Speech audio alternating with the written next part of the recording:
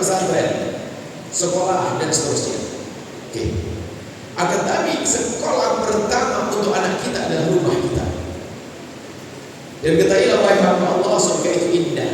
Akan tetapi keindahan surga itu mulainya dari rumah kita. Kalau rumah Anda indah, maka sesungguhnya itu begitu mudah untuk menuju rumah indah di surga nanti.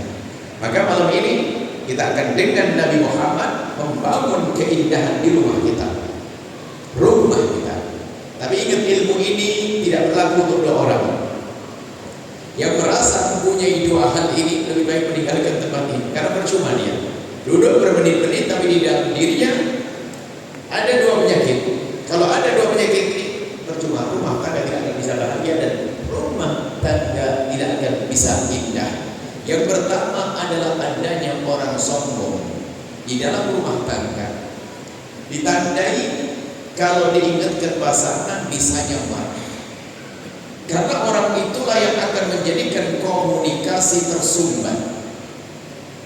Diingatkan marah, emosi, nasihati malam ini gak akan berguna bagi dia. Biarpun kayak apapun dinasihati oleh Nabi sekalipun, karena dia adalah orang yang sombong di dalam rumah tangganya.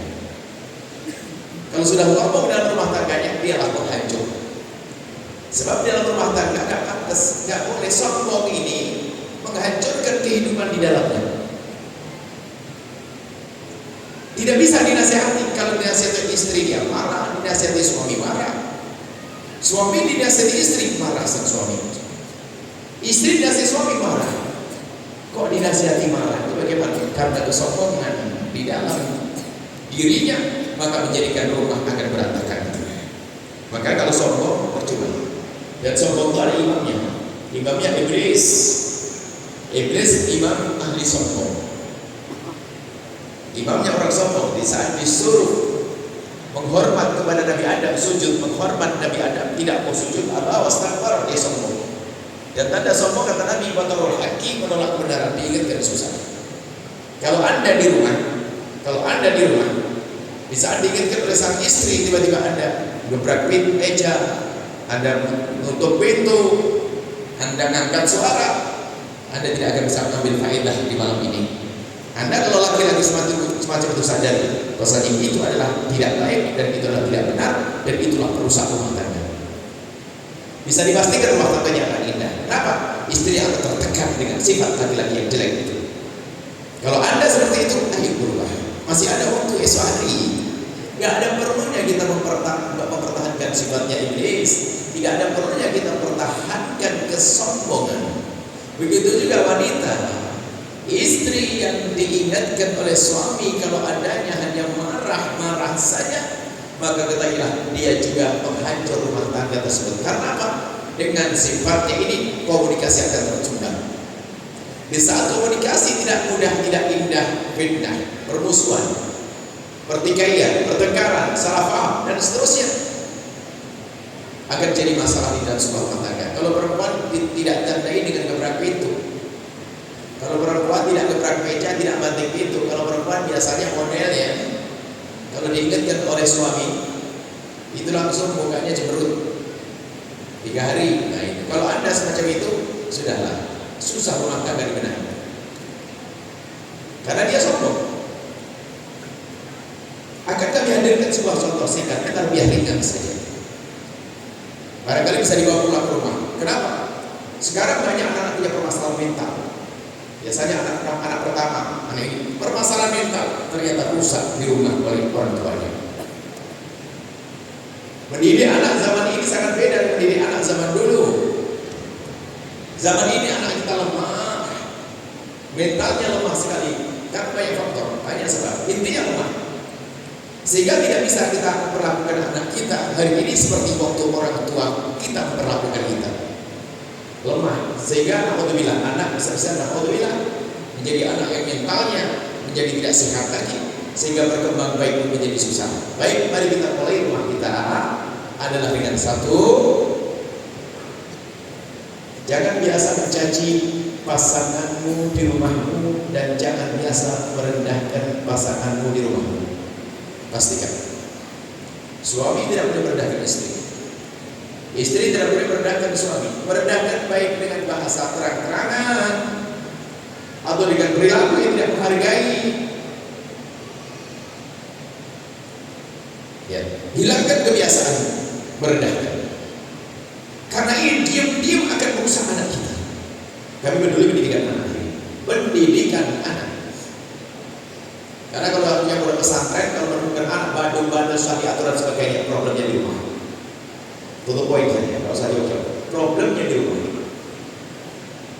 Maka hari ini rumah kita harus menjadi madrasah pertama untuk anak-anak kita. Sudah Anda dengar dulu, Anda hayati, nanti Anda berusaha untuk berubah, selesai rumah Anda. Baik. Jangan ada caci, ada Allah, penghormatan yang ada. Kembalikan. Penghormatan. Kalau seandainya anak pulang sekolah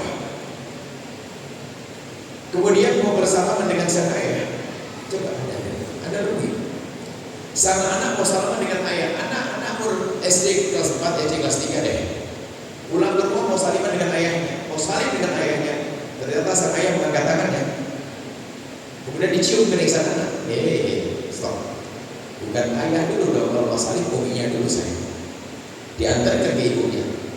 Di saat sang anak lari kepada ibundanya, ternyata sang ibundanya di saat tangannya mau diambil oleh sang putri tercintanya, ibunya pun menyembunyikan tangannya sambil mencium keningnya lalu berkata, imamnya di sini ayahku sayang, sana ayahku. Kelihatannya sederhana, tapi anak merekam bahwasanya ibuku hargai ayahku, ayahku hargai ibuku.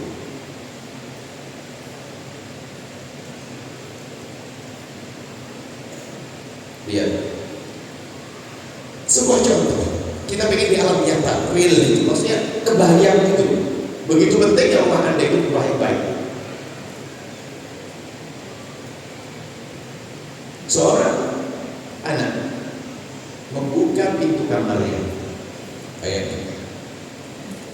membuka pintu kamarnya, melihat ayah ibundanya di meja makan, lagi cubit-cubitan dan suap-suapan, bersenda gurau sambil cubit-cubitan, gurau sambil suap-suapan makan. Lihat, sang anak melihat sekejap, sesaat melihat, kemudian anak kembali ke kamarnya. Dia terduduk di kamarnya dengan memejamkan mata, bersama terbejamnya mata sang anak masuk ke dalam diri sang anak bermacam-macam kebaikan. Oh, ibuku memuliakan ayahku. Ayahku muliakan ibuku, ibuku menghargai ayahku, ayahku menghargai ibuku. Oh, kalau begitu, nggak boleh dong aku nakal kepada ayah. Kalau aku tidak baik kepada ayah, ibu pasti marah. Kalau aku tidak baik sama ibu, baru macam-macam. Padahal dia memandangkan sekejap, sesaat.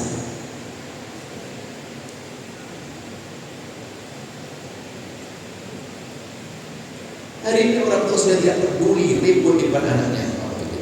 Ini gambaran sederhana. Belum lagi, coba Anda kasih contoh deh. Jangan hanya menyerahkan ke guru-guru untuk mendidik anak. Anak dididik di sekolah, di rumah dulu sampai kita. Karena kita tidak menyadari, biarpun Anda mungkin tidak sekolah di kampus dan sebagainya, tapi menjadi seorang orang tua yang baik bisa malam. Anda dengar?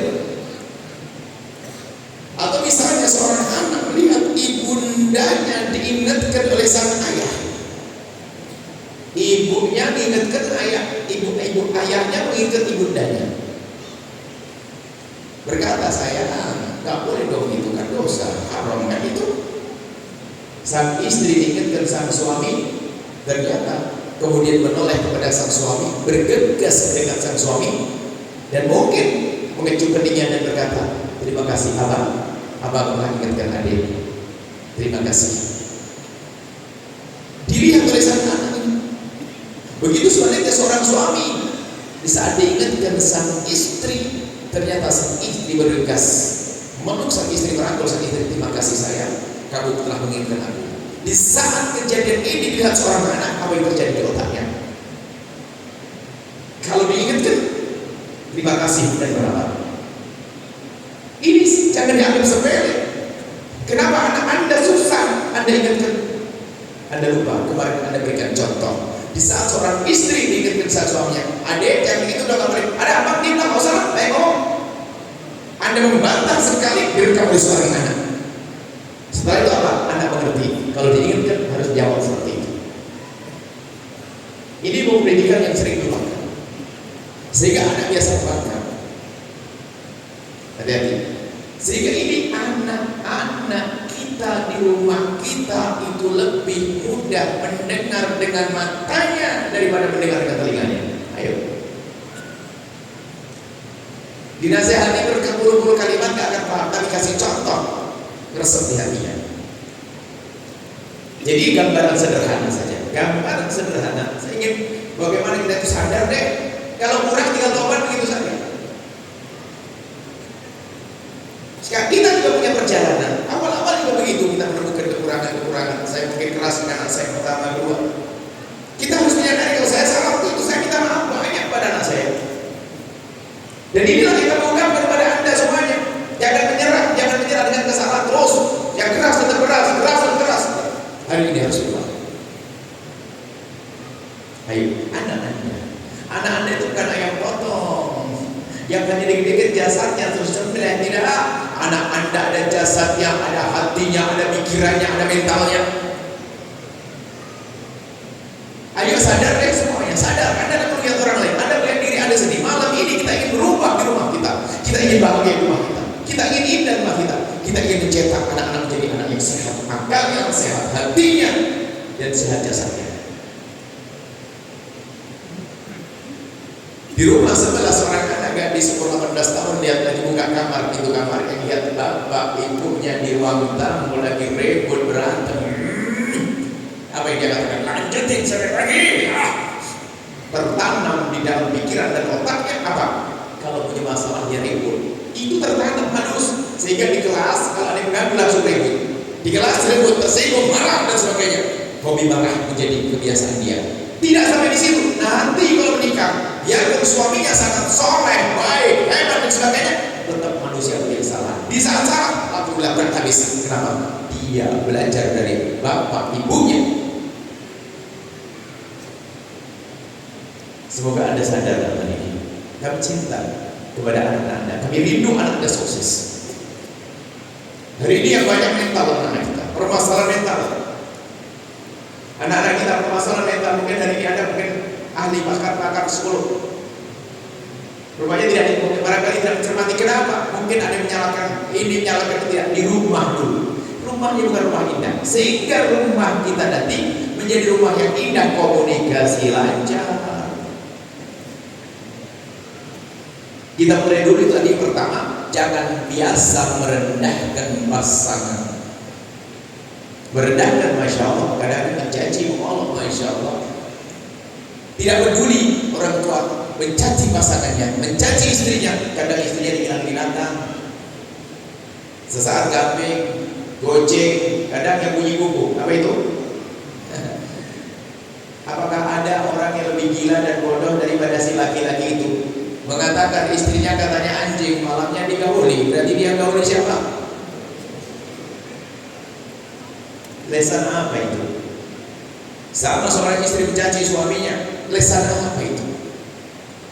Mana ada keindahan? Mulai kapan caci maki menumbuhkan cinta?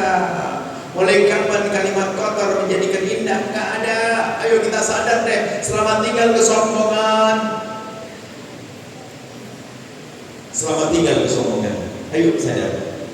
Jangan merendahkan pasangan. Merendahkan terang-terangan. Dia pun pakai kalimat lembut juga gak enak ibu. Suaminya ngomong kalau masa Messi sama istrinya, Masya Allah, ayang, pakai ayang. Iya abang, ayang, kenapa hidung ayang begitu? Dia pun pakai ayang tapi kan jelekit, tetap gak enak. Jaga perasaan pasangan. Jangan sampai ada ungkapan yang merendahkan atau perilaku yang merendahkan. Apakah harus seorang istri menciptakan suami? Sesaat-sesaat suami menciptakan istri dengan penuh kasih dan cinta sah. Ini perlu menghadirkan kehidupan yang indah. Kenapa? Demi anak-anak. Kita lupa, dipikir anak kita ini robot, program masuk sekolah langsung kita enggak. Biasa saja otaknya dia pintar bisa memahami ilmu, tapi akhlaknya rusak. Karena di rumah dia punya contoh yang jelek. Kalau yang jelek adalah Anda, Allah makasih malam ini berubah. Selesai, jangan jadi iblis. Iblis itu bagaimana sih? Diingatkan, iblis, kenapa kau tidak mau sujud hormat kepada Adam? Berhujah, ana khairun minhu, aku lebih bagus. Untuk berhujah, sombong. Kalau diingatkan sudah tak usah berhujah deh. Sombong, marhaba. Diingat oleh seorang istri, masya Allah, terima kasih istri. Aku kira kamu dulu cantik, sekarang berani mengingatkan aku. Ternyata aku tambah cantik. Amin. Biasakan di rumah Anda ada sandungan. Jangan biasa caci maki, percaya itu Anda tidak pernah menyadari, tapi itu akan direkam oleh anak Anda. Jika itu masa lalu Anda yang tidak baik itu akan tapi hari ini harus berubah. Mungkin anak Anda sudah usaha dan sebagainya. Ketahuilah Allah makasih dengan niat Anda untuk kembali menjadi baik, Allah akan kembalikan anak Anda. Yang jelas, ayo sekarang selesaikan urusan Anda dengan pasangan Anda. Janji bagi Allah. Belum lagi nanti keindahan rumah tangga hilang juga kalau biasa mau kasar. Bukan urusan anak saja, urusan rumah tangga. Mana ada kasih sayang? Oleh kapan janji maki menumbuhkan cinta? Gak ada. Kemudian yang kedua, jangan biasakan di rumah Anda gaya marah, ngangkat suara dan sebagainya. Intinya harus berubah deh. Kita harus membuat perubahan di rumah kita. Jangan yang kedua tadi kami sampaikan, orang gak akan bisa mengambil faedah dari kajian malam ini. Yang pertama, orang sombong, diingatkan gak bisa. Yang kedua, orang menyerang dengan watak, ya keras kepala. Memang saya dari sononya gitu kan. Kamu tahu saya dari suku ini, sukunya di sana. Kenapa kamu mau dengan saya? Kalau ada orang begitu diingatkan, repot, nggak bisa benar buat tangga. Kadang disebutkan sukunya, kan saya dari Batak, dari Madura, kan saya dari Madura, saya dari Batak, saya dari Jawa, saya dari. Kan kamu tahu orang Jawa, keras. Saya bilang orang Jawa keras, saya orang Jawa dulu. Saya kan orang Batak, saya bilang orang Batak keras, saya kan orang Batak dulu. Wong yang jelek kamu kenapa bawa satu kaum? Ada sebagian orang menyerah dengan keadaannya. Memang saya begini kok, bukan lagi. Kenapa kamu mau dengan saya? Tidak. Kenapa tidak biasa? Iya. Tolong abang maafin saya.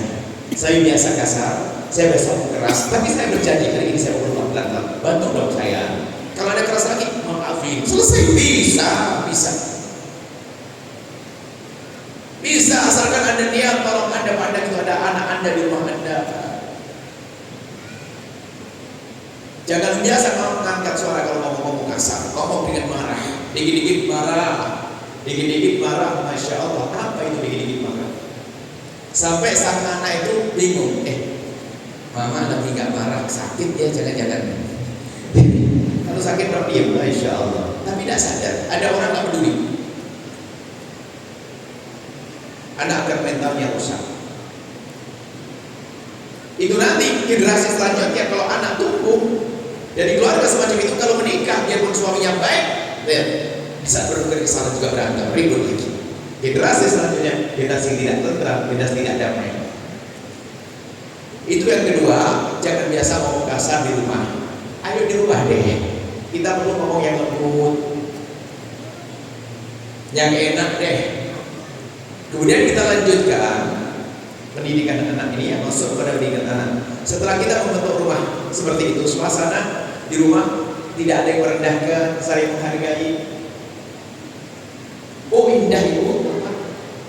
Kalau seorang anak melihat ayahnya melayani ibunya, mengambil kue, pergi makan bersama, ternyata sederhana. Sang ayah juga mengambil. Sang anak melihat terpesona. Gak usah pakai guru. Hari pertama mungkin dia tidak ikut mengambilkan. Hari kedua melihat yang kedua kalinya, dia pengen tapi belum biasa. Hari ketiga bergerak dia. Sekarang tanyakan rumahmu kayak apa ya Allah. Jangan menyerah dengan ketidakbaikan. Surga itu indah. Tandanya indah, ahli surga itu katanya indah di dunia. Kalau ada di rumah tidak indah, jangan-jangan ahli neraka. Hati-hati. Ingat ya. Coba kalau tidak indah di dunia, mesti dolim sama suami, dolim sama istri, dolim sama anak, dolim sama saudara. Kenapa kita tidak buat hidup di dunia ini indah sebelum bukan di surga, sebelum masuk surga? Baik, kemudian saya lanjutkan. Nanti ini masih mukotimah semuanya. Mukotimah itu penantang. Nanti mau cerita apapun tidak ada gunanya. Sebab kita akan masuk ke maulid Nabi, ada maulidnya juga. Yang kedua, yang ketiga, urusan anak-anak Anda sudah masuk sekarang, masuk bab baru. Hadirlah dalam kehidupan anak-anak Anda. Mungkin anak Anda kuliah di Jakarta, tapi jangan lupa kalau telepon maksimal, sapaan yang serius. Di saat berada di rumah, tolong khususnya di rumah, bangun di kedekatan dengan anak-anak Anda yang ada di rumah, yang belum berangkat ke pondok pesantren. Dan di saat pulang dari pondok pesantren, tolong sambut mereka. Hadir itu adalah Anda menjadikan bergaul dengan mereka itu indah. Kalau anak ada di rumah, tolonglah kalau bisa cuti-cuti deh. Tapi sampai di rumah yang serius ngomong. Hari ini ada perusak keharmonisan, tapi tetap tidak disadari. Apa itu? Nih, segenggam malam. Anda harus sadar, kalau Anda tidak sadar ini Anda akan rugi sepanjang masa Anda akan rugi. Kadang, mohon maaf, anaknya di rumah, ibunya di rumah, tak tanya apakah mereka diskusi, madugasi, enggak. Ibunya di kursi ngadep ke sana ketawa sendiri, ayahnya di sini ketawa sendiri, anaknya juga di pojok sana. Dan itu tidak disadari. Hari ini harus ada. Gimana kalau seandainya kita punya rambu-rambu di rumah dia? Boleh hari ini kita coba. Biarpun kita belum bisa jauh anak kita, karena sudah lanjut larut tenggelam dalam dunia maya, dunia yang merusak mereka. Oke, kita mulai dari ayah. Karena yang merusak mereka adalah ayah. Karena dulunya sebenarnya anaknya gak seneng banget sama handphone. Cuma karena saya panggil mama, mamanya tenggelam dalam mama, gelendot. Iya, sebentar saya sebentar. Ibunya asik dengan handphonenya. Saya kakek sama anak juga, mama juga itu saya juga. Sehingga apa? Kelihatannya anaknya di rumahnya, tapi masuk pulang dari sekolah bukan duduk manis dengan ibu dan ayahnya, langsung masuk kamar dikunci. Ayo, mau kemana ini? Itulah yang melemahkan juga mental mereka di masa yang akan datang.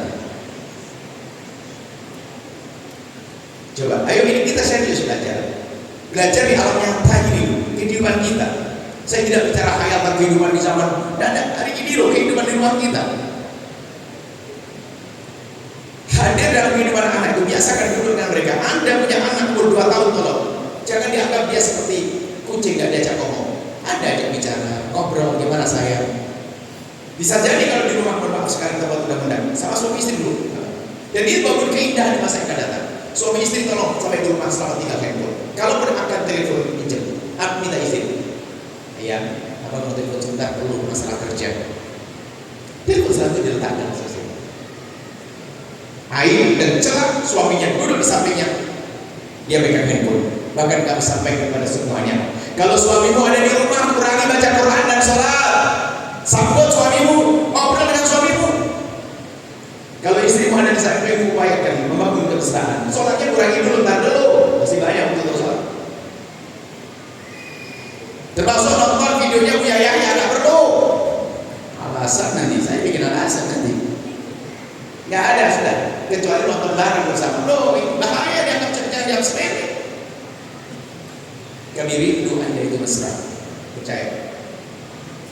Oh, duduk mesra dengan suami ada pahalanya bisa lebih gede dari sholat yang kita tegakkan. Kita kurang memahami bagaimana cara hidup. Beragama itu kayak apa sih? Sujud rukuk saja itu bagian daripada beragama. Hubungan baik adalah beragama.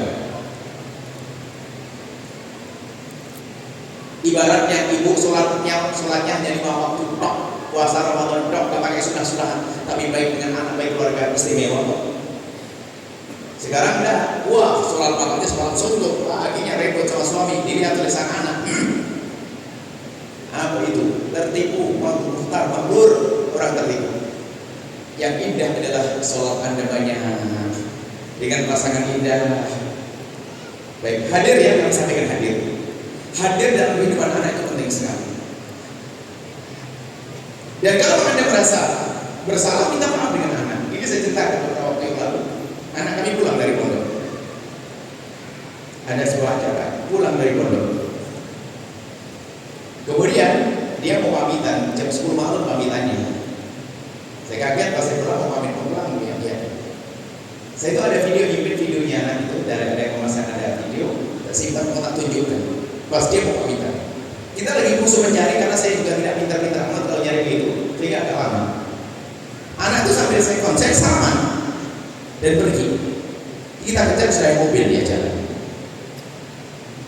Besoknya saya telepon, saya kemarin waktu kamu pamitan, Buya lagi ngapain? Dia nggak ingat.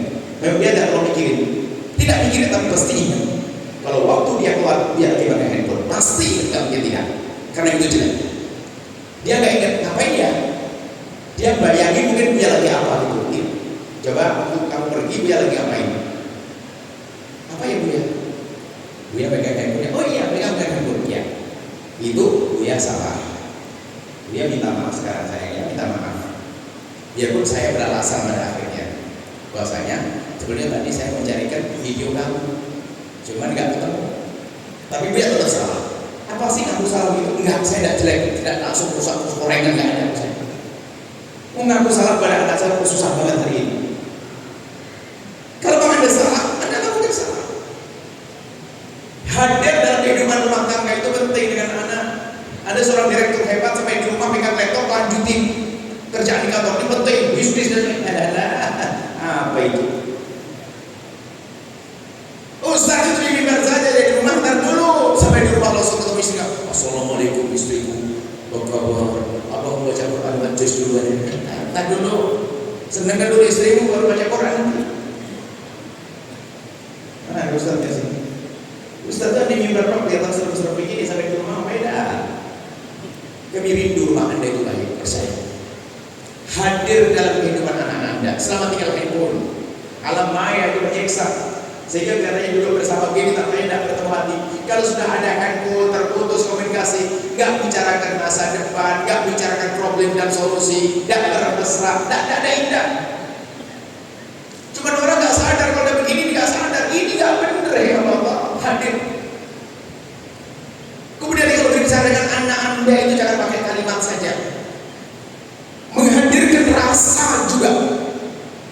Kami rindu kalau Anda bicara dengan anak Anda tidak mengatakan, nak belajar ya. Akan tapi coba Anda punya kulit. Alangkah indahnya kalau Anda di saat menyuruh anak Anda dengan sentuhan tangan, sayang, Aji, ayo belajar. Sentuhan ada artinya.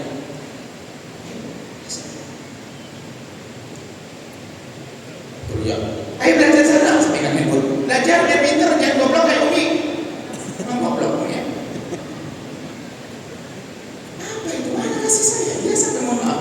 Anda dosa gengsi deh. Anda mulai sorry. Permasalahan gengsi gak enak.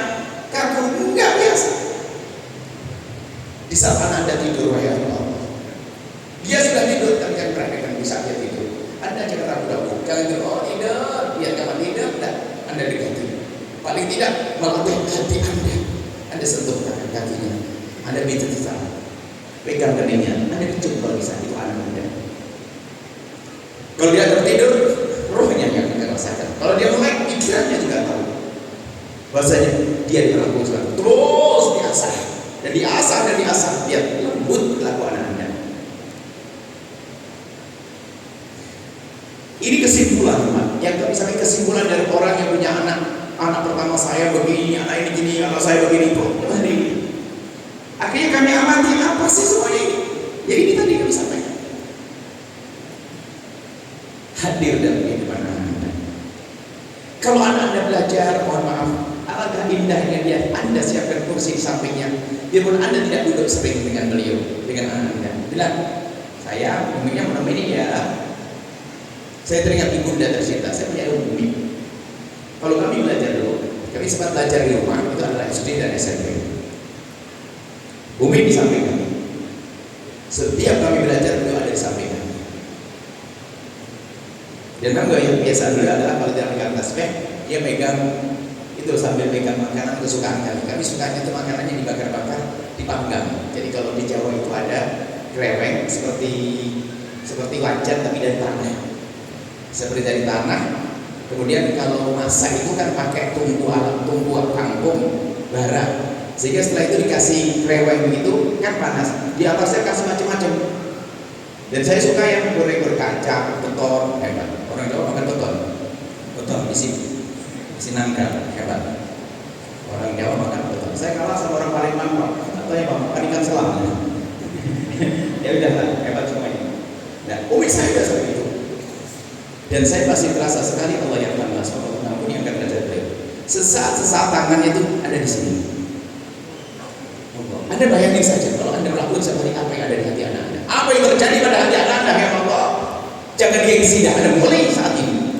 Percaya, saya cinta Anda dan cinta anak-anak Anda. Kita ingin membuat rumah yang indah, rumah yang baik. Kalaupun Anda punya masalah dengan suami, ribut berantem, jangan di depan anak. Jangan dirusak anak. Ribut depan orang, depan anak-anaknya, menghancurkan sang anak. Manajemen ribut dengan Al-Quran Anda loh. Al-Quran ngajari kalau ribut gimana caranya? Coba ada di dalam Al-Quran. Kalau cekcok sama pasangan ada, tapi kata Al-Quran Pak, ya sudah kalau punya masalah, iduhunna, nasihati pasanganmu. Cuma kadang dinasihati, balesnya lebih banyak lagi kan gitu, mulai marah. Istri nasihati suaminya tambah marah, suaminya tambah kacau. Oke. Jika nasihat gak mempan malah mengundang marah, lanjutannya apa? Setelah itu wahjuruhunna, ngediamin tapi bil mawajib. Aturan. Kalau begitu, kalau kamu nasihati gak akan mempan, nanti malah terjadi perang mulut. Sudahlah, diemin deh pasanganmu. Cuman kalau ngediamin adalah jangan di depan anak-anak. Di depan anak-anak biasa. Ibu-ibu tetap nyiapin masakan, suami makan, nyapa makan, ayah makan. Cuma karena marah mungkin ambil hasil lebih banyak lagi. Makan kok, mungkin marah. Tapi nggak usah tawa di mana anak-anak. Sang suami pun tetap makan. Sang suami tetap menikmati ya kan, diami kasih. Ngomong biasa di depan anak-anak. Tapi kalau sudah masuk kamar, kunci itu baru dong mulai di kamar. Cuman mulainya gimana? Al-Quran mengajarkan. Coba Anda dengar Al-Quran. Wahjuruhunna, diemin pasanganmu fil madaji, di tempat tidur.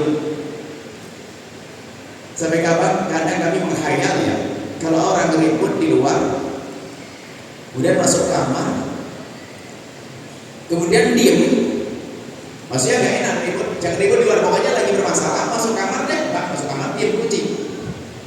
Ini rakyat, suaminya ada ke sana, istrinya ada ke sini, hubungan. Tapi nggak ngomong, nggak caci maki, nggak olok-olokan. Kira-kira bertahan berapa menit? Baru setengah jam tuh sang istri pura-pura lempar guling lewat. Habis itu nggak ngambang sih yang mulai, beres. Besok ambil positif kembali 3. Jangan biasa caci maki, nggak berlaku, olok-olokan. Sehingga kalau berdiemin pun jangan di depan anak sampai anaknya tahu mama lagi marah. Berarti ngajari kalau punya masalah harus begitu. Akhirnya anaknya ngambekkan kayak emaknya, persis gak beda. Kayak bapaknya. Ini sederhana sekali. Ilmu yang kami berikan hari ini sederhana sekali. Tapi kalau seandainya semua mencoba amalkan di rumahnya Allah, indah. Bukan tiba anak Anda akan tumbuh akalnya sehat, mentalnya sehat, hatinya sehat. Jadi hadir ya dalam kehidupan anak-anak Anda, hadir, ngobrol. Kalau di rumah itu tadi sebab-sebab yang menjadikan mereka tidak hadir, buang, tidak hadir secara hati, secara berlaku kayak handphone. Kalau televisi kita dulu dong, kalau tidak dibangun jangan nyala. Ada sebagian orang telatah televisi nyala sebanyak waktu. Kalau dari baru matikan supaya terjadi obrolan yang indah. Gimana saya? Kalau orang tua bertanya, Adek, ayo gimana sekolahnya? Masya Allah. Dan indah. Gimana kamu? Indah. Minum teh, air angin siapa? Buat. Anda harus pandai membuat suasana cair, suasana indah. Baik, kemudian jangan hancurkan mental anak-anak Anda dengan sikap Anda yang tidak bisa menghargai mereka. Mohon maaf, kita sering tidak mendidik anak dengan baik. Jadi sering lakukan sebetulnya ya karena kita tidak menyadari kalau itu membahayakan. menganggap itu biasa saja, padahal itu mematahkan mental anak-anak. Biasanya ibu-ibu atau bapak-bapak kalau ngajar anak-anak, kalau ngajari anak itu gak bertahan ngajar Al-Quran deh. Ibu-ibu kalau ngajar anaknya itu salah aja marah.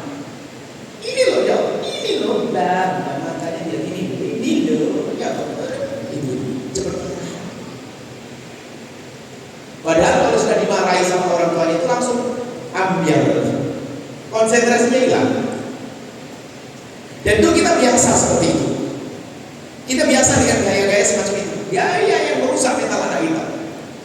Contoh saja ibu yang soleh atau yang soleh. Misalnya, bisa jadi ini pernah terjadi di rumah Anda minta tolong sama bantu nyapu Umi atau bersihin kamar.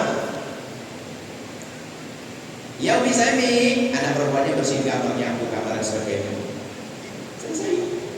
Habis itu sang ibu masuk kamar, rupanya ada sampah, ada kerikil, ada debu masuk. Kotor, sebelahnya belum disapu. Ada bagian tertentu belum disapu. Apa kata si ibu? Siapa yang tadi yang nyapu kamar? Saya Umi. Kalau nyapu itu yang benar, kalau tidak bersih semuanya jangan nyapu sekalian.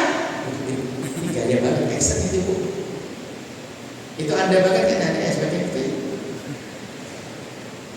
Kenapa tidak berubah dengan kalimat yang baik? Sayang, siapa yang nyapu tadi?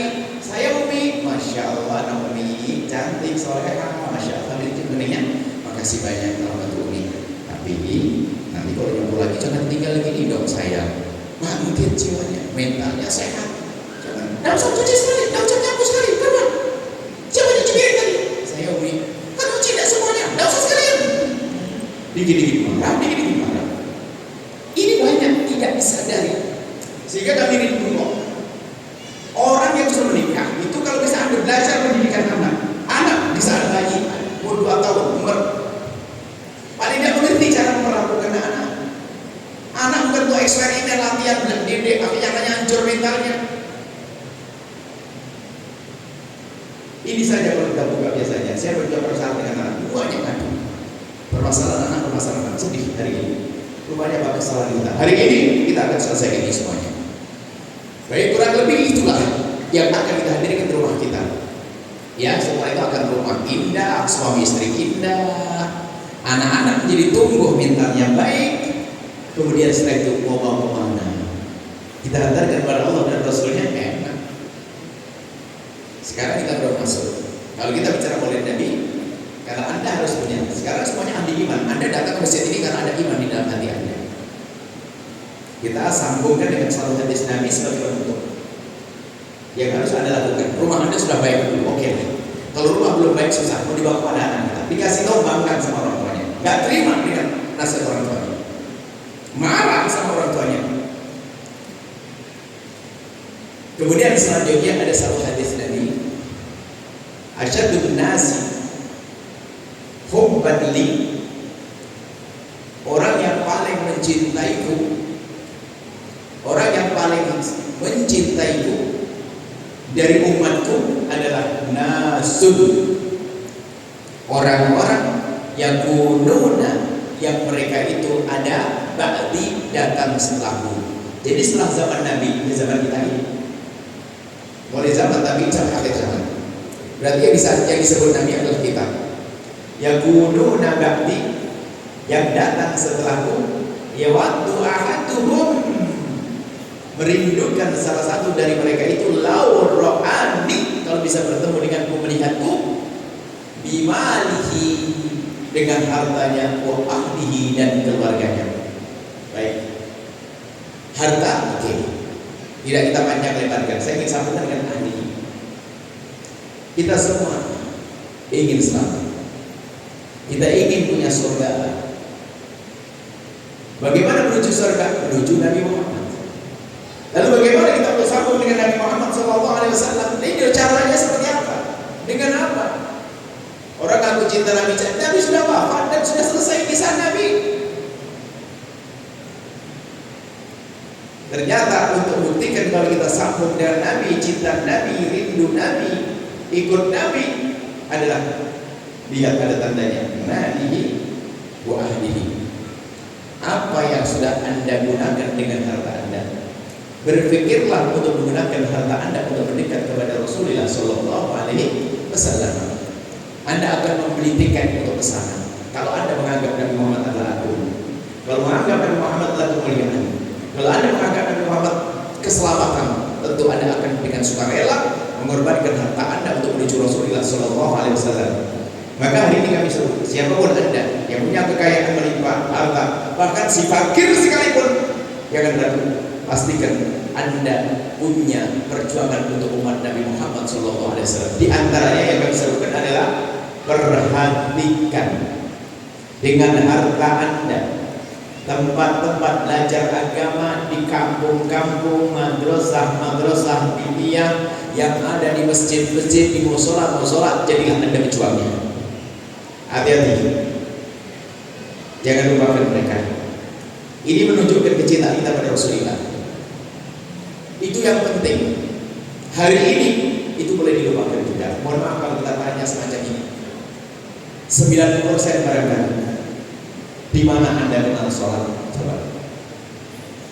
Di kampus fakultas ekonomi itu ngajari sholat, fakultas kedokterannya, fakultas psikologinya, nggak ada. Anda semua rata-rata belajar sholat dari musola di kampung. Yang ngajar kiai, ustaz kampung yang sangat ikhlas melalui tersembunyi. Sampai nanti ada mengurusi madrasah diniyah yang besar, pondok pesantren. Di sini katanya juga ada Islamic Center, ada Boarding School di sini. Ada berjuang di dalamnya dengan harta Anda. Biarpun Anda fakir. Fakir itu bukan alasan untuk menjadi orang percaya. Mohon maaf, gini loh cara mengukur tuh. Kehebatan hatimu itu adalah seberapa besar yang sudah kau keluarkan dibanding yang kau tinggalkan. Jadi gini loh, kalau orang punya uang 1 juta, kemudian rela berderma untuk pondok 500.000, sisa di rumah 500.000, yang diberikan 500.000, nilainya kelihatannya cuma 500.000. Cuman kalau Anda kembali kepada orang tersebut, ini berapa persen dari harganya? Hartanya 50% dari harganya. Sekarang tetangganya orang punya uang 20 miliar. 20 miliar nyumbangnya 5 miliar. Pertanyaannya, lebih banyak mana dengan yang 1 juta tadi? Hah? Ya yang 1 juta. Oh, yang 5 miliar itu hanya 1/4, 25% saja. Bukan separuhnya. Makanya kalau Anda melihat diri Anda, seberapa besar sudah keluarkan dibanding harta saya? Itu. Jangan, oh saya sudah keluar sebanyak itu. Nah itu kecil bagimu. Oh duitmu bukan 1 juta kok. Duitmu itu miliaran. Sehingga kalau kamu punya uang 100 miliar, keluar 2 miliar, dibanding yang punya 1 juta keluar 500.000, ya beda dong. Sehingga betul disabdakan Nabi, alangkah banyaknya 1 dirham yasbik alfa dinari. 1 dirham, bisa 1.000 mengalahkan 1 juta. Kenapa? Karena dia dengan ketulusannya. Makanya yang melarat pun gak boleh menyerah. Sehingga tolong, ini kami serukan semuanya agar cerdas ya. Kadang-kadang sebenarnya Anda mampu, cuma karena Anda pernah belajar berpikir begini, Anda keluar. Anda mampu kalau seandainya pengumpulan pengajian di kampung Anda itu, kemudian Anda pastikan setiap minggu membawa secangkir gelas, lalu Anda kumpulkan, Anda sebarkan ke madrasah dini yang tempat pengajian itu, Anda kirimkan berasnya dimakan santri. Itu segelas ya. Apalagi jika Anda tambah 5.000 uang, berapa? Semua punya kesadaran begini untuk mendekat ke Rasulullah SAW. Jadi kami serukan di beberapa tempat, setiap tempat kami mengajak kepada semuanya untuk berpikir bagaimana menghidupkan tempat untuk menjaga syariat Nabi. Sebab yang mengajarkan syariat Nabi di tempat itu, dimulai dari madrasah diniyah, TPQ, sampai pondok pesantren, madrasah dan seterusnya. Itu yang menjaga syariat Nabi Muhammad SAW. Dan berjuanglah Anda di situ. Hormati kiai kampung itu. Baik, ini masalah harta. Semuanya harus bergabung. Bismillah. Mana kiai-kiai yang ada di kiri kanan Anda? Anda perhatikan beliau. Apalagi Anda sudah banyak uangnya. Termasuk di antaranya kami ajak juga buat pondok pesantren. Kami ajak semuanya buat pondok pesantren di mana-mana. Kita ada pesantren di Jawa Timur, termasuk ada di Pekanbaru, di Gumai, di Bengkalis ada pondok pesantren.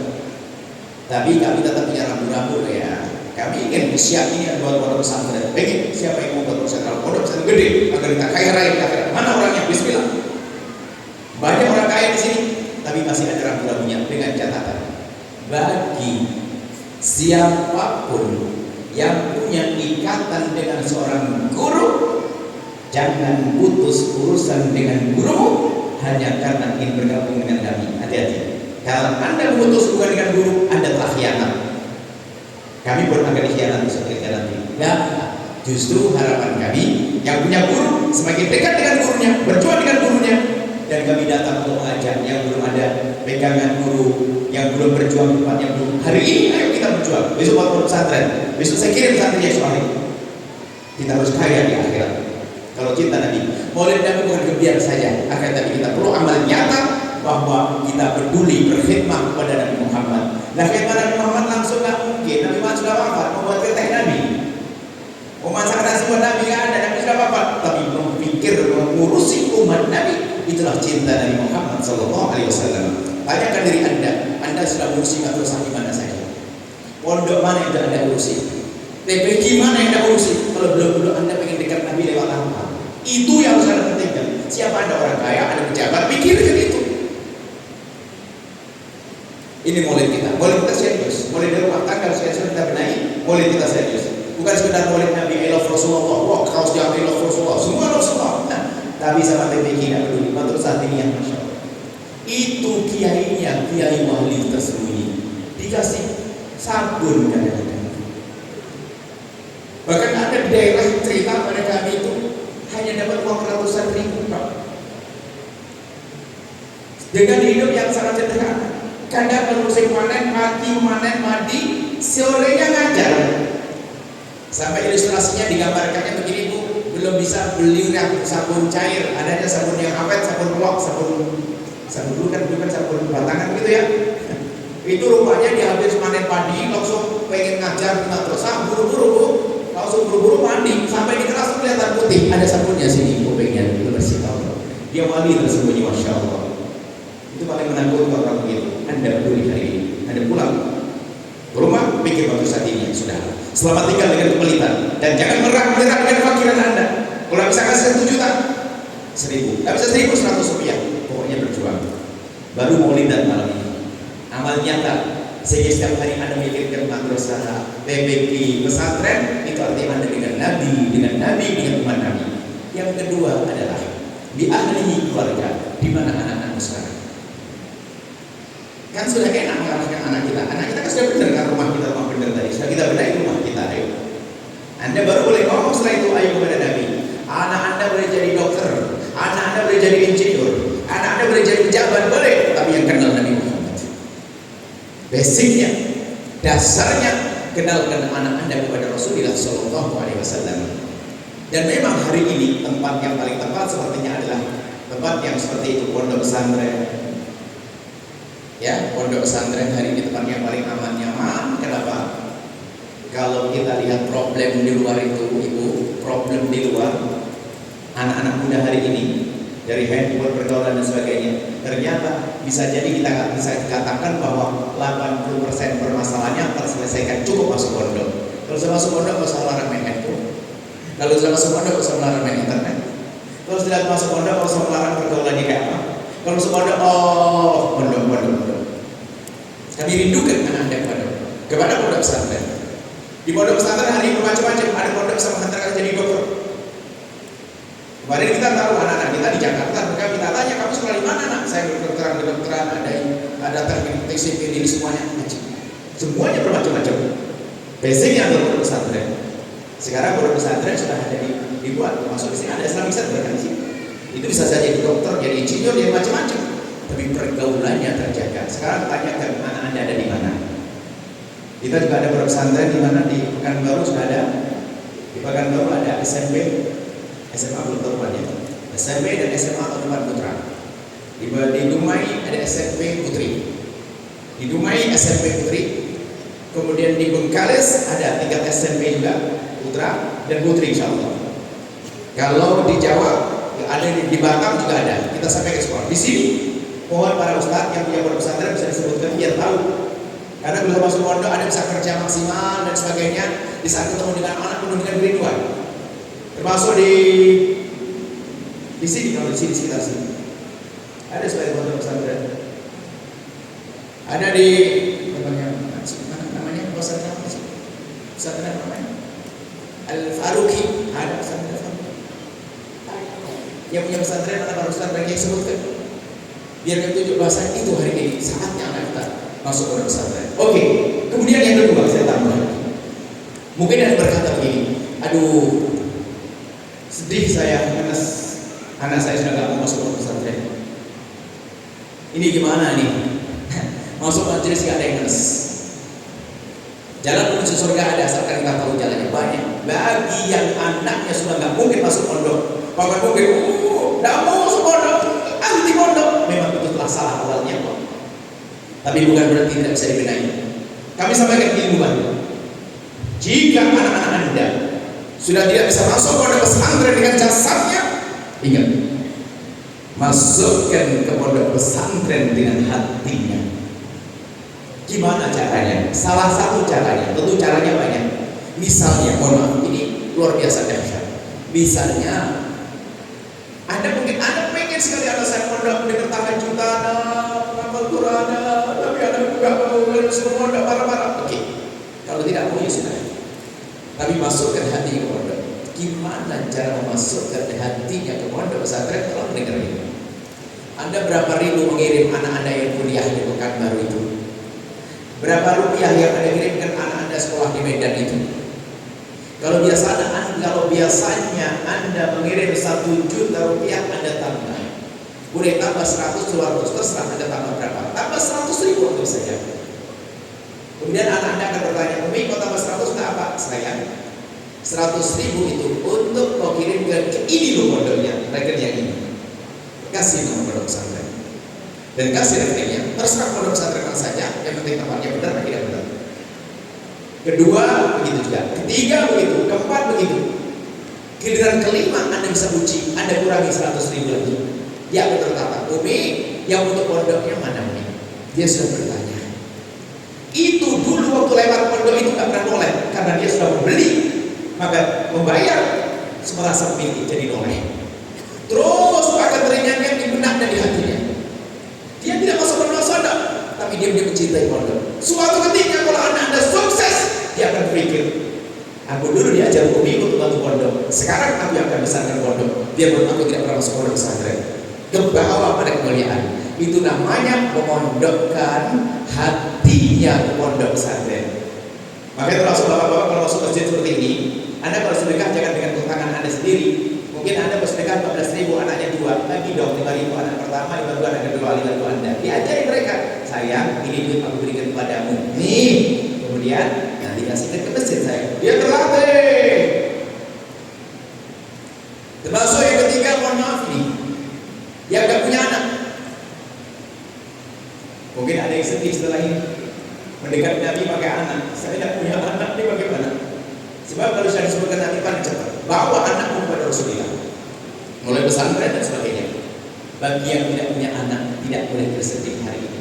Yang tidak dikaruniai oleh anak, ketahuilah Anda akan tinggalkan dunia ini. Harta Anda akan hilang, harta Anda tidak akan Anda bawa. Maka yang tidak punya anak, jadikan anak pesantren itu anak-anak Anda, biayai mereka. Kalau orang tidak punya anak, banyak contohnya. Siti Aisyah nggak punya anak, tapi anak akhiratnya banyak. Imam Nawawi nggak punya anak, anak akhiratnya banyak. Maka dari itu, ayo yang tidak punya anak, maka bergegaslah Anda untuk ngurusi anaknya orang. Anda biayai pondok pesantren, Anda niatkan, Anda mungkin berdonasi kepada pesantren, niatkan, ya Allah, aku bangun madrasah itu, ya Allah, aku ini, sebanyak-banyaknya. Apalagi Anda tidak mikirkan masa depan anak. Karena Anda tidak punya anak, Anda bisa melimpahkan rezeki Anda sebanyak-banyaknya. Maka di dunia Anda memang tidak punya anak, tapi di akhirat Anda punya anak. Sampai di sini insya Allah sudah lengkap beres insya Allah. Rumah Anda indah, anak Anda selamat. Tolong insya Allah sadar ya, gak usah selamat tinggal dengan keras kepala, selamat tinggal dengan kesombongan, pulang diterapkan semuanya. Hadir dengan kehidupan anak-anak Anda. Dan biasakan deh, jangan biasa marah-marah. Bapak-bapak pasangan itu dia tidak marah. Maaf bu, cemberut tidak menjadikan suami tambah lembut hati loh ya. Cemberut itu menusuk kan. Sampai saya diingat begini kira-kira. Anda bayangin aja. Dan sepertinya Anda juga sepakat. Misalnya bu, bapak-bapak ini lagi ada seorang suami marah kepada istrinya, marah gitu. Coba istrinya cerdas. Bisa dimarahi sang suami nggak apa-apa, nggak ini hanya diam-diam maafin lah. Pergi ke kamar. Ke kamar ngapain dandan? Langsung saya pikir ke suami abang, adik tunggu di kamar deh. Bapak-bapak udah kata nih, mau marah gimana? Wah, tidak bisa marah lagi deh sama istri saya. Dimarahi malah begini. Kurang lebihnya seperti itu. Artinya apa? Kekerasan tidak boleh Anda balas dengan kekerasan. Sama istri saya, masya Allah istrinya wah, amin sekali. Ya saya makasih maafin. Anda masuk kamar langsung ada dandan yang sisiran selfie. Paling lumayan. Aku tunggu di kamar. Mau kurang lebihnya begitu. Artinya apa? Jangan membiasakan di rumah Anda menumpangi kemarahan dengan marah yang baru lagi. Cemberut gak bikin cantik bu. Mungkin perempuan yang paling bodoh yang cemberut. Kenapa? Perempuan itu kan senang dandan, dikasih bedak setengah senti biar cantik. Tatonya cemberutkan. Ayo baca. Makanya jangan mau bilang cemberut, masya Allah. Oh menyakitkan bagi kaum pria. Betul ya? Betul ya? Nah betul menyakitkan. Nah bukan cemberut, masya Allah. Cuman para suami itu ya jangan egois, jangan nyuruh istrinya dandan cantik seadanya asal aja. Pakai minyak wangi. Pokoknya ayo kita berubah insyaallah. Kemudian masalah anak tadi insyaallah sampai di sini semoga bermanfaat. Kami rindu rumah tangga Anda bahagia. Anak-anak Anda benar, anak Anda selamat insyaallah. Mari kita tutup dengan doa bismillahirrahmanirrahim. Tidak ada pengumuman. Penerimaan santri tahfidz al-baca. Oh iya, di al-baca itu ada formal SMP yang ada di Pekanbaru. Kemudian juga ada di Dumai, kemudian juga ada di Bengkalis. Tapi kita lagi buat program tahfidz penghafal Quran di Muara Basung, Bandung. Tahfidz al-baca Muara Basung, Bandung Putra, Jalan Banjaran Dusun, Desa Muara Basung. Pendaftarannya 7 Safar sampai 15 Muharram. 15 Muharram 48 sampai tahun depan masih 1 Agustus sampai 30 Juni. Bismillah ya. Yang ingin menghafal Quran dan sebagainya. Kalau menghafal Quran itu biasanya jurusannya nanti akan kita hantarkan menjadi ulama. Jadi menghafal Quran masuk tahfiz dan sekolah tinggi sudah kita siapkan. Penerimaan santri baru Pondok Pesantren Al-Bahjah Pekanbaru, SMP Al-Bahjah Pekanbaru. Insyaallah pendaftaran sama. 7 Safar alias 1 Agustus sampai 15 Muharram atau 30 Juni. Nomor telepon untuk dihubungi untuk tahfidz ke 08529 5359319. Untuk SMP-nya adalah 081372283311. Ini saja kemudian kami sampaikan Ibu Bapak. Saya ingin dengan hamba pemilihan Allah. Tidak tahu siapa.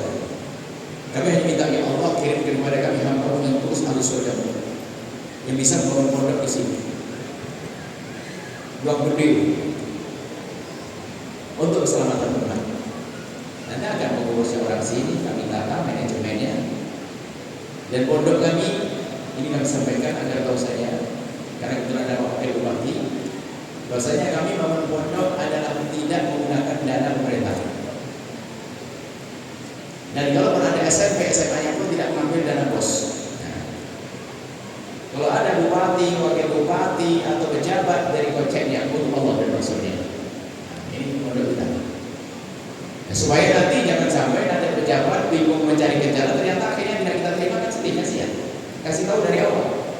Pondok yang kami bangun dari kocek Anda. Nih, koceknya orang-orang kami surga ini. Tuh, bismillah. Kita tanah yang seluas-luasnya, bangunan di atasnya. Nanti siapa? Kita manage. Aturannya ada, pesantrennya ada, sambungan dari yang ada di Pekanbaru. Jadi nanti mulai dari urus nggak saya paham. Dari Batam, Jambi, Datuk Arahnya Padang. Kemudian di sini ada Pekanbaru, Dumai sampai di sini insya Allah. Syiah ini adalah kami pernah masuk Syiah 8 tahun yang lalu. Di sini sepertinya. Saya lupa 8 tahun yang lalu kita pernah masuk ke sini. Insya Allah setelah ini Ibu ahli surga semuanya. anak yang soleh-soleh, rumah tangga indah. Baik, insyaallah mari kita tutup dengan doa. Bismillahirrahmanirrahim. Alhamdulillahirrahmanirrahim. Allahumma sholli ala habibina sayyidina Muhammad wa ali sayyidina Muhammad. Allahumma ya Allah, pandang kami dengan kasih sayang dan cinta dari-Mu ya Allah. Apa yang kami dengar saat ini mudahkan kami untuk mengamalkannya ya Allah. Kami ingin hidup kami indah di dunia, mukadimah keindahan kelak di surga. Maka kami mohon ya Allah, pandang hati kami dengan kasih sayang dan cinta-Mu, agar kami bisa berkasih sayang dengan sesama kami ya Allah. Jauhkan kami dari berbuat zalim kepada sesama kami ya Allah. Lembutkan hati kami ya Allah. Ya Allah, wujudkan keindahan dalam rumah tangga kami. Suami istri yang saling mencintai karena-Mu ya Allah. Jauhkan kami dari percekcokan dan perselisihan di rumah tangga kami. Jika ada di antara kami ada suami istri yang sering ribut cekcok dalam rumah tangganya, kami mohon hentikan dan ganti dengan kasih sayang dan cinta ya Allah. Ganti dengan kasih sayang dan cinta ya Allah. Jangan biarkan mereka terus larut dalam percekcokan dan perselisihan ya Allah. Engkau Maha Kuasa merubah hati mereka. Dan kami mohon ya Allah, jauhkan kami dari berbuat zalim kepada pasangan kami. Dan kami mohon ya Allah yang belum menikah, mudahkan mereka untuk mendapatkan pasangan orang-orang mulia yang Kau muliakan, yang menjadi sebab mereka mulia di dunia dan di akhirat. Dan kami mohon ya Allah, anak-anak kami jaga mereka, jadikan mereka anak-anak di surga ya Allah. Ya Allah, di zaman yang mengerikan ini ya Allah, kami mohon ya Allah, jaga anak kami. Jika Engkau menjaga anak kami, tidak akan ada yang bisa mengganggunya ya Allah. Jaga anak kami ya Allah, jaga anak kami ya Allah. Engkau Maha tahu di mana anak kami berada, dengan siapa mereka bergaul saat ini, detik ini ya Allah. Kami mohon jaga mereka ya Allah. Engkau Maha tahu siapa di mana mereka ya Allah. Dan kami mohon jika ada di antara yang hadir mempunyai anak bandung, bandel, jauh dari kemuliaan, kami mohon berikan kehadiran orang tua yang mulia, kembalikan anak-anak itu ke jalan yang Kau ridhoi ya Allah, ke jalan yang Kau ridhoi ya Allah. Ya Allah, jangan sampai orang tua ini menyesal sedih dengan anak-anak itu ya Allah. Kembalikan anak itu ke jalan yang Kau ridhoi ya Allah. Ya Allah, ya Allah. Dan kami mohon jauhkan kami dari dendam, benci kepada sesama kami. Kami jauhkan kami dari dendam. Maka kami mohon, jika ada orang berbuat salah kepada kami, menyakiti kami, zalim pada kami, aniaya kepada kami, menfitnah kami, menggunjing kami mohon ampuni dia ya Allah. Jangan hukum dia karena dia umat kekasih-Mu Nabi Muhammad. Dan kami mohon ya Allah, ya Allah, mudahkan kami, berikan harta kami untuk kekasih-Mu Nabi Muhammad. Berikan kepada kami kekuatan untuk bisa berjuang di jalan kekasih-Mu Nabi Muhammad. Jauhkan kami dari sebab-sebab kehinaan ya Allah. Jauhkan ya Allah kami dari judi ya Allah. Judi yang menjadikan sebab keretakan, kehancuran rumah tangga seperti yang Kau sebutkan dalam firman-Mu ya Allah. Jauhkan kami dari judi. Hari ini banyak orang muda berjudi ya Allah. Judi online atau yang lainnya ya Allah. Bisa jadi hari ini ada orang judi di saat dia duduk di atas sajadahnya setelah melakukan salat tahajud. Ya Allah, kami mohon jauhkan kami dari judi yang menjerumuskan itu ya Allah. Dan kami mohon jauhkan kami dari makanan haram. Jauhkan kami riba. Jauhkan kami dari zina yang hina dan Kau hinakan itu ya Allah. Jauhkan kami dari zina yang busuk di diri, busuk di keluarga, busuk di masyarakat, busuk di dunia, busuk di akhirat.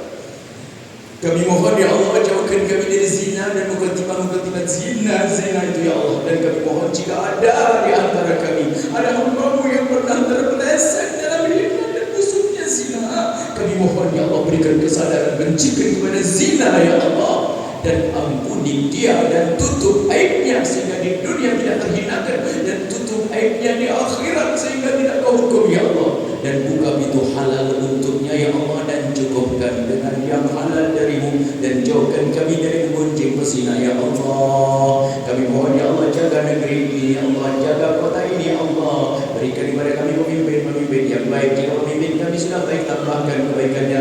Jika belum baik, jadikan mereka pemimpin yang baik ya Allah. Dan kami mohon ya Allah, berkailah tempat ini ya Allah. Berikan segala kebaikan kepada ya Allah yang mewakafkan tanah ini, yang membangun di atasnya, yang memakmurkannya. Dan kami mohon kirim ke tempat ini hamba-Mu yang tulus dan ikhlas dari surga-Mu, yang bisa berjuang di tempat ini, dan jadikan kami bersama mereka. Dan kami mohon ya Allah, makmurkan pesantren madrasah ya Allah, para ulama ustaz yang ada di kiri kanan tempat ini ya Allah.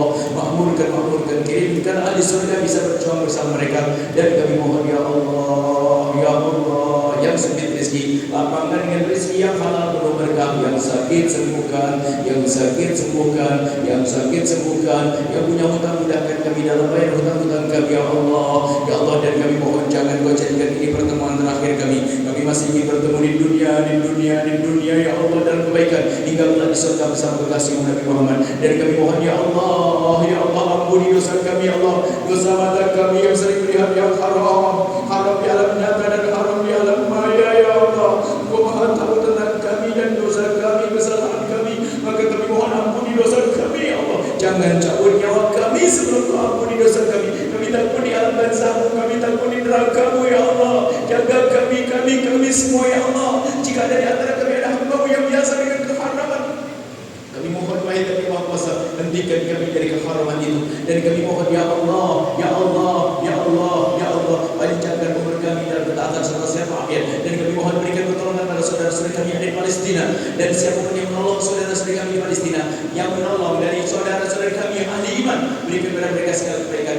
Jika ada orang yang belum beriman lalu menolong orang Palestina, kami mohon ya Allah berikan hidayah kepada mereka. Sungguh kami tidak rela jika ada orang pernah berbuat baik kepada orang Palestina lalu mereka tidak mendapatkan hidayah. Kami mohon berikan hidayah ya Allah. Dan kami mohon ya Allah berikan kepada kami semua husnul khatimah, mati dalam keadaan iman. Dan kami mohon ya Allah, jika ada di antara mereka ini ya Allah yang tersakiti hatinya oleh kalimat-kalimat dan perilaku kami mohon ganti dengan kebahagiaan ya Allah. Sungguh kami tidak ingin menyakiti mereka ya Allah. Kami mencintai mereka, kami rindu rumah mereka bahagia, kami rindu rumah mereka indah, kami rindu anak-anak mereka sukses dan berjaya. Maka ini kami sampaikan ya Allah, sampaikan ke hati mereka, mudah-mudahan mereka mengamalkan apa yang mereka dengar saat ini. Dan kami mohon berikan kepada kami semua husnul khatimah, mati dalam keadaan iman. Dan kami mohon ya Allah, jadikanlah ucapan kami di akhir hayat kami kelak saat Kau hendak mencabut nyawa kami ingin saat itu ya Allah, hati dan lidah kami mampu mengucapkan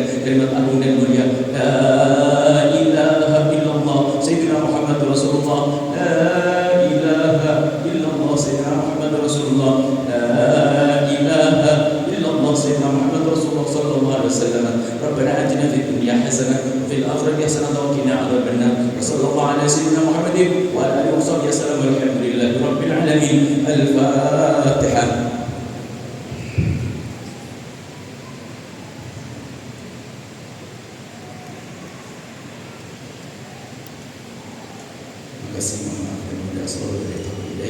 Assalamualaikum warahmatullahi wabarakatuh.